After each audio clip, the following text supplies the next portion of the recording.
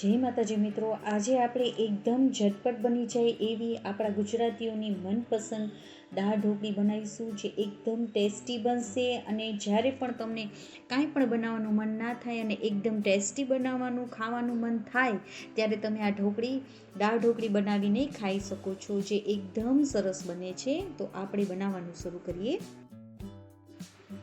તો તેની માટે મેં અહીંયા સૌપ્રથમ આપણે 1 કપ જેટલી તુવેરની દાળ લઈ લેવાની છે. તેને એકવાર આપણે ધોઈ લેવાની છે અને આપણે હવે 30 મિનિટ માટે તેને પલાળવા દઈશું, જેથી કરીને આપણી દાળ ફટાફટ ચડી જાય. તો 30 મિનિટ થઈ જાય પછી આપણે દાળમાંથી પાણી કાઢી લેશું અને તેને કુકરમાં લઈ લેશું. સાથે મેં અહીંયા એક મોટું ઝીણું સમારેલું ટમેટું લઈ લીધું છે, તે નાખી દઈશું. આપણે 1 કપ તુવેર દાળ લીધી છે, તેની સામે આપણે 2.5 કપ પાણી લઈ લેવાનું છે. જરૂર મુજબ આપણે મીઠું ઉમેરી દઈશું અને સાથે મેં અહીંયા 1 વાડકીમાં મગફળીના બીને આપણે બાફવા માટે મૂકી દઈશું, સાથે સાથે જ મૂકી દેવાના. હવે મીડિયમ ફ્લેમ ઉપર આપણે 5 થી 6 સીટી કરી લઈશું. જ્યાં સુધી આપણી દાળ બફાય છે ત્યાં સુધી આપણે ઢોકળીનો લોટ બાંધી લઈએ. આપણે 1 કપ તુવેરની દાળ લીધી છે, સામે આપણે 1 કપ ઘઉંનો લોટ લેવાનો છે. 2 ચમચી આપણે ચણાનો લોટ ઉમેરી દઈશું. જરૂર મુજબ મીઠું ઉમેરીશું, થોડી હળદર, ધાણા જીરુંનો પાવડર, લાલ મરચાંનો પાવડર, થોડી હિંગ ઉમેરીશું. 2 ચમચી જેટલું આપણે તેલ ઉમેરીશું.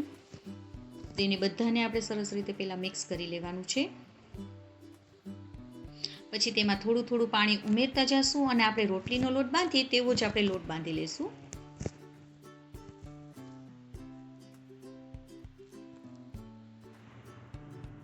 તો આપણો લોટ બંધાઈ જાય તેમાં આપણે થોડું તેલ ઉમેરીશું અને તેને આપણે મસળી લેશું લોટની, જેથી કરીને આપણી ઢોકળી એકદમ સરસ બનશે. તેને 1 થી 2 મિનિટ આવી રીતે મસળી લેવાનું. હવે લોટને સાઈડમાં રાખી દઈશું. ત્યાં સુધીમાં આપણી દાળ પણ બફાઈ ગઈ છે, તો તેને આપણે જોઈ લઈશું. તો આપણે જે મગફળીના બીનો વાટકો છે તેને કાઢી લઈશું. તો આપણી દાળ એકદમ સરસ રીતે બફાઈ ગઈ છે. તો જુઓ, આપણી દાળ એકદમ સરસ રીતે બફાઈ ગઈ છે. તો તેને આપણે બ્લાઇન્ડર વડે પીસી લેશું, અથવા તમે તેને ઝેણી વડે પણ ઝેરી શકો છો. તો હું અહીંયા બ્લાઇન્ડર વડે તેને પીસી લઈશ. તો થોડી દાળ આપણી ઘાટી લાગે છે, તો તેમાં આપણે 2 ગ્લાસ જેટલું પાણી ઉમેરીશું, કારણ કે આપણે દાળને થોડી પતલી જ રાખવાની છે. તેને આપણે મિક્સ કરી દઈશું. હવે આપણે દાળનો વઘાર કરવાનો છે, તો તેને માટે આપણે 2 ચમચી જેટલા તેલને આપણે ગરમ કરવા મૂકી દઈશું.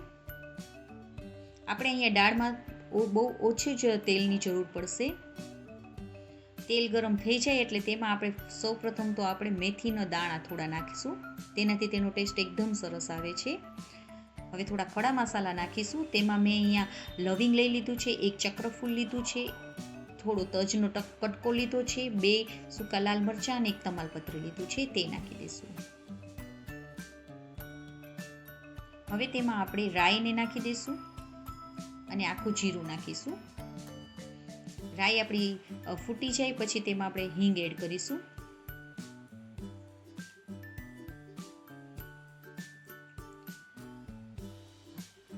હવે તેમાં આપણે થોડા લીમડાના પાન એડ કરીશું. સાથે આપણે 1 ઝીણું સમારેલું મેં અહીંયા મોરું મરચું લીધું છે, તે નાખી દઈશું અને થોડું ખમણેલું આદુનો 1 કટકો નાખી દઈશું.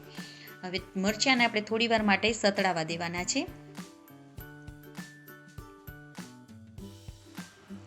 મરચાં આપણા સતળાઈ જાય પછી જે આપણે બાફેલી દાળ છે તે નાખી દઈશું.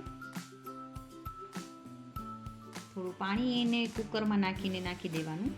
હવે આપણે તેના મસાલા કરી લઈશું. તો તેમાં થોડો હળદરનો પાવડર, ધાણા જીરુંનો પાવડર, લાલ મરચાંનો પાવડર નાખી દઈશું. દાળ આપણી સરસ ખાટી મીઠી થાય તેની માટે આપણે થોડું ગોળ પણ એડ કરીશું અને જે મગફળીના બી બાફેલા છે તેને પણ નાખી દઈશું. હવે થોડી ઉકળવા લાગે પછી તેમાં આપણે 1 લીંબુનો રસ એડ કરીશું. હવે ગેસની ફ્લેમને આપણે ધીમી કરી નાખવાની છે.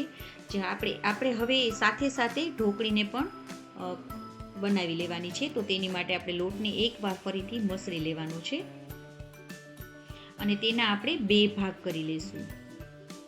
તેમાંથી આપણે એક ભાગ લઈ લેવાનો છે અને તેની મોટી રોટલી વણી તેવું વણવાનું છે. ગોયણું બનાવી લેશું, તેમાં કોરો લોટ ભભરાવી લેશું અને તેની આપણે પાટલા સાઈઝની મારે મોટી રોટલી બનશે તેવી આપણે મોટી રોટલી બનાવી લઈશું.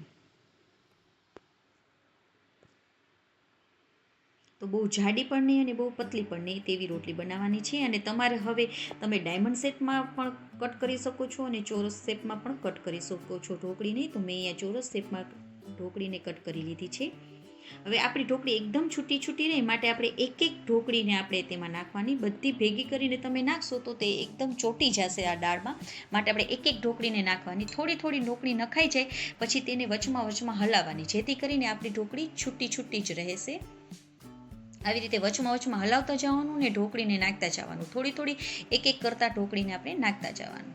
એવી રીતે મેં બધી ઢોકળી બનાવીને નાખી દીધી છે. તો હવે તેને આપણે 2 થી 3 મિનિટ જ મીડિયમ ફ્લેમ ઉપર કૂક કરી લઈશું, જેથી કરીને આપણી ઢોકળી પણ સરસ રીતે કૂક થઈ જશે.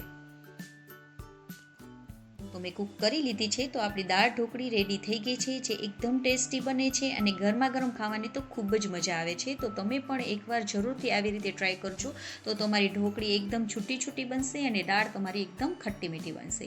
ઉપરથી કોથમીરને ભભરાવી દેશું. અને હા, જો તમને આ મારી રેસીપી ગમી હોય તો લાઈક કરજો અને મારી ચેનલમાં નવા હોય તો સબસ્ક્રાઈબ કરવાનું ના ભૂલશો. જય માતાજી મિત્રો.